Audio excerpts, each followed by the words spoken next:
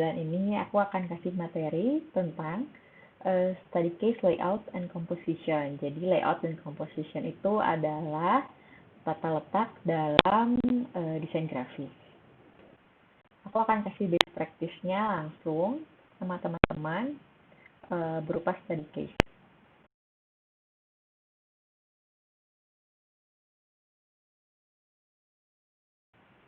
Di dalam study case ini, aku akan menerapkan 5 prinsip dasar dari layout and composition, yaitu ada grid, proximity, emphasis and scale, balance, dan alignment. Kita akan bahas satu-satu juga pada saat ngerjain study case-nya. Langsung aja yuk.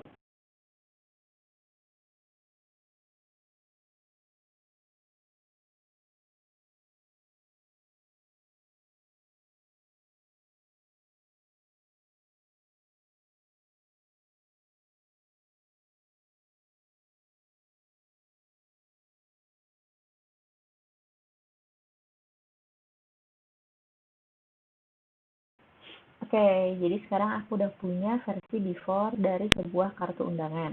Nah, di kartu undangan ini aku melihat ada beberapa kejanggalan dan aku akan coba perbaiki supaya lebih rapi dan terorganisir, dan juga yang pastinya bisa enak dilihat sama audiens aku nanti.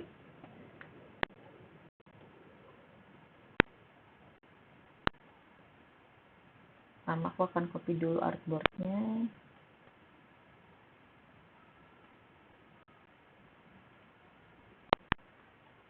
Lalu aku akan bikin grid.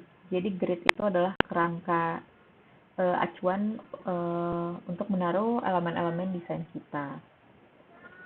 Oke, aku akan bikin new layer dulu. Di new layer ini aku akan bikin rectangle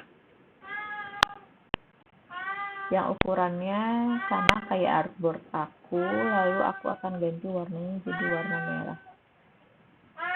Maaf ya, itu location aku. Begitu, aku akan create grid dengan mengklik objek, lalu di sini ada path dan ada split into grid. Nah, kalau di sini kan ada rows and columns. Rows itu adalah susunan yang ke bawah dan columns itu adalah susunan yang ke samping. Aku cuma mau susunan yang ke samping aja. Aku bagi jadi 3 dan gutternya aku ubah jadi 6. Preview jadi gini. Jadi gutter itu adalah space di antara grid itu sendiri. Ini yang putih ini ya. Ini tuh namanya gutter. Sebenarnya kalau columns-nya sendiri kalian bisa atur sesuai dengan kompleksitas layout-nya. Karena ini nggak terlalu kompleks, jadi aku akan bagi jadi 3 aja. Jadi kalau misalkan untuk bikin website gitu, biasanya akan lebih banyak lagi grid-nya. Kalau elemennya banyak ya lebih baik grid-nya banyak juga, nggak cuma 3 doang. Ini akan aku grouping, lalu aku akan kecilin opacity-nya jadi 10. Dan akan aku lock di layernya supaya dia nggak geser.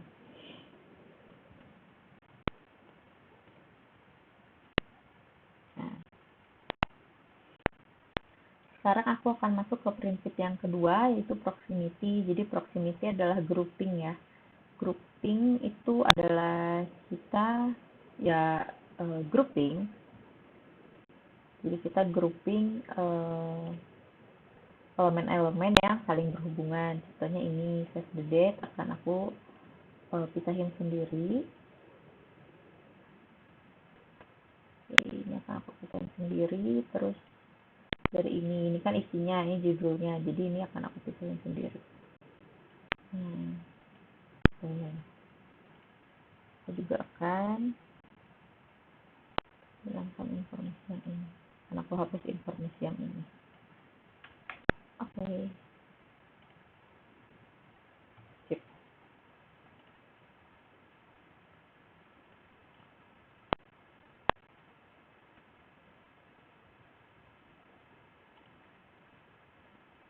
Oke, jadi aku akan bikin 3 grup jadi judulnya save the date, yang kedua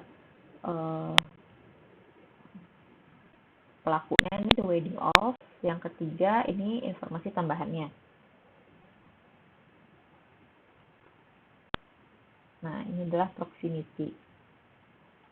Yang ketiga, aku akan melakukan emphasis and scale. Itu emphasis adalah titik berat informasi. Jadi kita kepengen audiens kita lihat yang mana dulu nih? Apakah lihat judul dulu? Apakah lihat orang yang bikin punya acara atau informasi tambahannya? Nah, aku pengen audiens aku ngelihat judulnya dulu nih.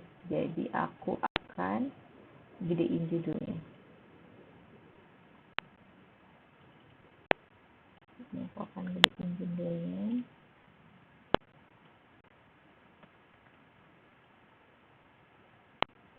Jadi emphasis and scale ini saling berhubungan ya. Kalau misalkan kita mau audiens kita ngeliat informasi yang mana gitu, kita harus ngegedein informasi itu. Jadi kita highlight informasi itu supaya bisa kebaca duluan sama audiens kita. Nah, ini mau aku kecilin aja. Mungkin akan ada beberapa nanti yang aku gedein, tapi nggak sekarang.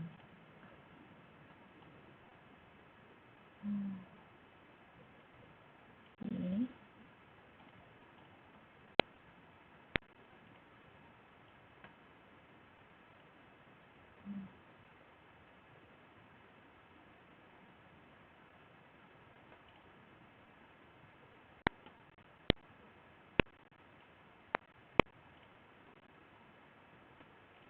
Ini akan aku kecilin juga.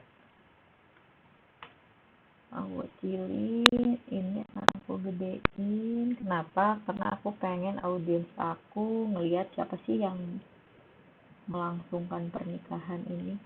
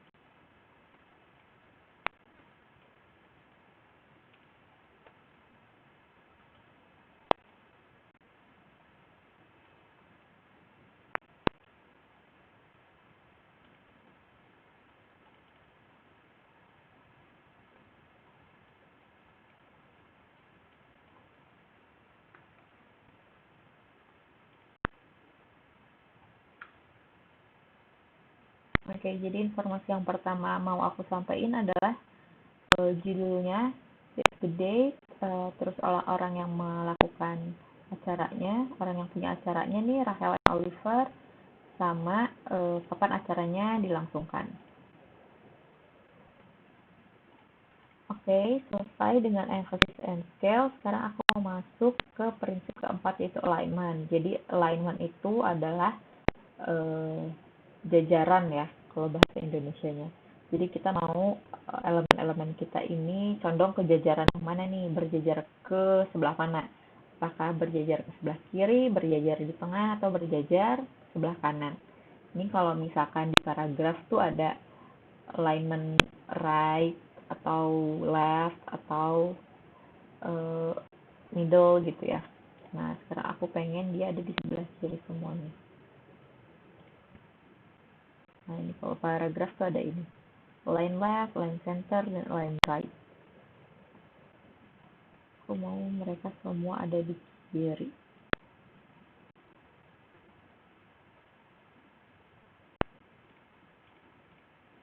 Nah, semuanya akan jadi rata kiri.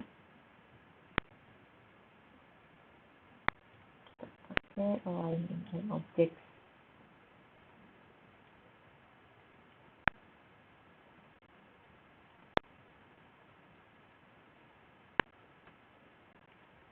Oke, Oke, setelah kita tentuin tadi alignment-nya, sekarang kita masuk ke prinsip terakhir yaitu balance. Balance itu adalah keseimbangan. Jadi keseimbangan itu erat kaitannya sama white space atau negativity. Jadi misalkan anggaplah aset-aset ini adalah positivity ya. Ini adalah elemen positifnya. Lalu kita harus imbangkan dengan elemen negatifnya. Elemen negatif itu artinya adalah bidang putih atau bidang kosong yang ada di layar, yang ada di artboard kita nanti.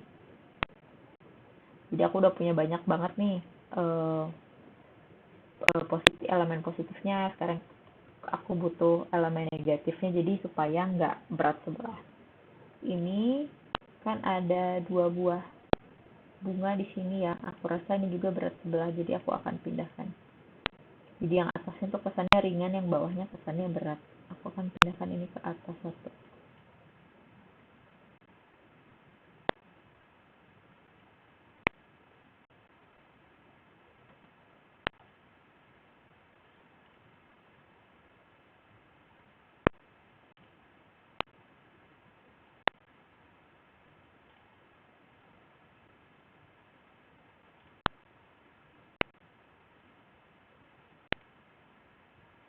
Kebalik.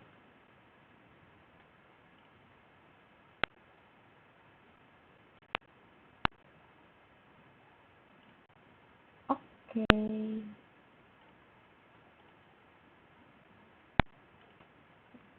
Paling bawah.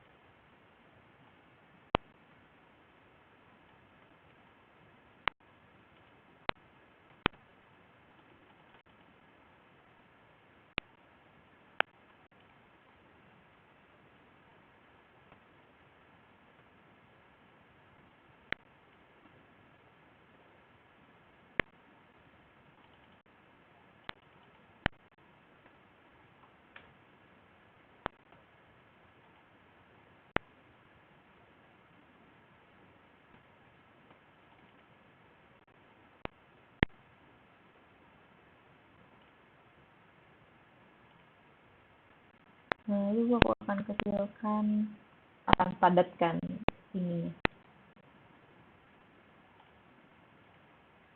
Nggak terlalu jauh.